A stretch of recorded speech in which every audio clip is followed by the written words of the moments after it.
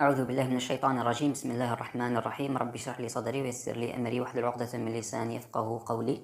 ربنا اغفر لنبينا محمد وارحمه وبارك عليه وعلي مقامه وارفع درجته وجميع المؤمنين. وبعد، نواصل مع الجزء الثاني من الكيفية الصحيحة للصلاة على النبي من كتاب الله. وبعد أن تحدثنا في الحلقة الماضية عن الصلاة على النبي، صلى زائد حرف الجر على، وأن معناه هو الاستغفار والدعاء من اللسان العربي كما بينا وبأمثلة من كتاب الله. وذكرنا من أهم النقاط أن المفسرين السنة، فمثلا في جميع المواضع في كتاب الله عندما يجدون صلى على ولكن مقرونة بالمسلمين وليس بالنبي، فهم يحملونها على معناها الصحيح وهو الاستغفار والدعاء. مثلا عند قول الله: خذ من أموالهم صدقة تطهرهم وتزكيهم بها وصل عليهم إن صلاتك سكن لهم، فهنا الجميع مجمعون على أنه الاستغفار والدعاء بالخير. أما إذا اقترن صلى على مع النبي فهنا يتغير المعنى.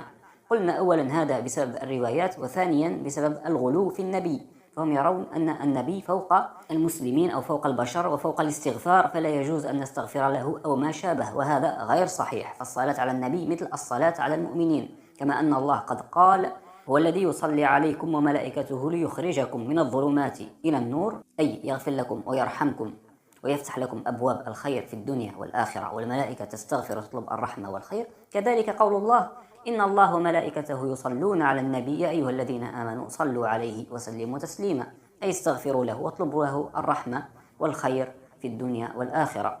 طبعا الدنيا هذا في حياته، أما نحن فنطلب له الخير في الآخرة، فنقول: اللهم اغفر له وارحمه وبارك عليه وعلي مقامه وارفع درجته، وغيرها من الأدعية في هذا السياق. المهم، رابط الحلقة الماضية في صندوق الوصف لمن يريد المزيد من التفاصيل. واليوم نتحدث عن الشطر الثاني من هذه الآية، وهي قول الله: وسلموا تسليما.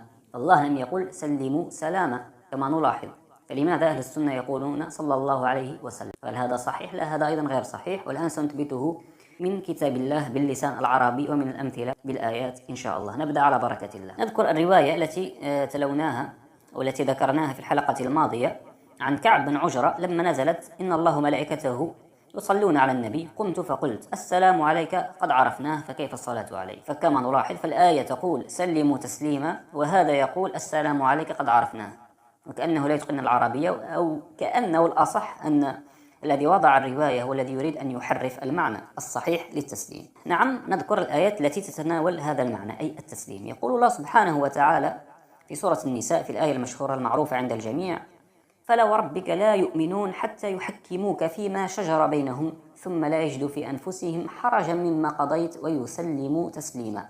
فكما نلاحظ هنا فهو نفس السياق في آية سورة الأحزاب: إن الله وملائكته يصلون على النبي يا أيها الذين آمنوا صلوا عليه وسلموا تسليما. كذلك هنا: فلا وربك لا يؤمنون حتى يحكموك فيما شجر بينهم ثم لا يجدوا في أنفسهم حرجا مما قضيت ويسلموا تسليما. فما معنى التسليم لرسول الله؟ فنجد الطبري يقول: يسلم لقضائك وحكمك إذعانا منهم بالطاعة وإقرارا لك بالنبوة. فكما نلاحظ الإذعان بالطاعة والإقرار بالنبوة. يقول القرطبي: ينقاد لأمرك في القضاء. فكما نلاحظ الانقياد لأمر الله. كذلك ابن كثير يقول: إذا حكموك يطيعونك في بواطنهم فلا يجدوا في أنفسهم حرجا مما حكمت به وينقادوا لك في الظاهر والباطن. فالخلاصة إذن معاني التسليم هي الانقياد، الطاعة، الإذعان، وهذا هو الصحيح، وليس السلام من السلامة والأمن وغيرها من تلك المعاني. وأما معاني السلام فنجدها مثلا في سورة الرعد عند قول الله في حق المؤمنين: جنات عدن يدخلونها ومن صلح من آبائهم وأزواجهم وذرياتهم والملائكة يدخلون عليهم من كل باب سلام عليكم بما صبرتم فنعم عقبى الدار. ما معنى سلام عليكم هنا؟ فيقول القرطبي مثلا: قد سلمتم من الآفات والمحن، وقيل هو دعاء بدوام السلامة.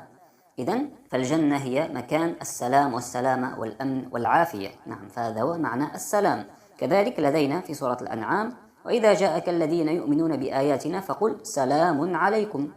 فيقول القرطبي أيضا: السلام والسلامة بمعنى واحد، ومعنى سلام عليكم سلمكم الله في دينكم وأنفسكم أي عافاكم وحفظكم. نعم، وهذه هي معاني السلام، هي السلامة والعافية. إذا نلاحظ الفرق بين المعنيين التسليم والسلام. فالتسليم هو الخضوع والإذعان والانقياد والطاعة، والسلام هو السلامة والأمن والأمان. نعم. إذن فالله قد أمرنا في هذه الآية بالصلاة على النبي، الاستغفار له وطلب الرحمة والانقياد له وطاعته، ومن يطع الرسول فقد أطاع الله، وليس السلام. إذن هذه هي المعاني التي أردت أن أشاركها معكم.